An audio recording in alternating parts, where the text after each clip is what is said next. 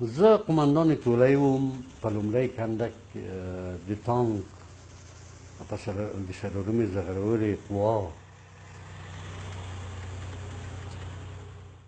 وضعیت داسې و چې دغه داود خان په تشویش و، وزارت دفاع یې په تشویش و، ولې چې حزب دموکراتیک خلق افغانستان اعضای ډېر فعال و او په قوای چهار کې په څلورمې زغرورې قوا کې وظیفه درلود، اعضای بلندپایه نظامی و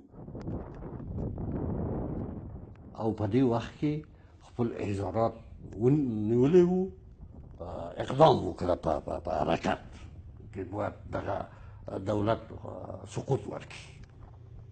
زه په قوای چهار کې امیر قطعي منتظره وم. وطنجار صاحب ما ته وغوښتله او وویله چې ته دغه تانکونه چې تا په تسلط کې دي دغه خپل قطعاتو ته تقسیم وکړه. چې زه لاړم په پارک کې او هغه تانکونه تقسیم وکړه او حرکت په 9 بجې شروع شو د ښار په خوا او د حکومت د سقوط په خوا. او لاړو حکومت پس له 24 ساعت مقاومت نه سقوط وکړه او قدرت حزب دموکراتیک خلق افغانستان ونیوله. او څوک چې مقاومت کړی وو هغه څوک چې له منځه لاړ، څوک چې ونیول شو هغه په څلورمې زغرورې قوا راوړل شو او بندي شو.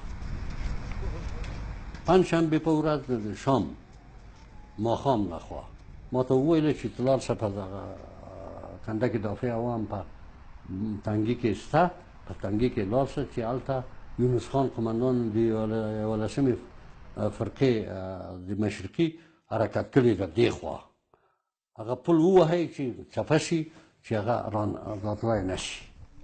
ما هلته لاړه وظیفه مې اجرا وکړه، خو مګر هغه خبر شو چې قطعې راغلی دي دلته او دغه صد واقع شوي دي، هغه بیرته لاړ چې هلته په دغې فرقه د فرقې په خوله له منځه لاړ. مونږ خو دا احساس درلود چې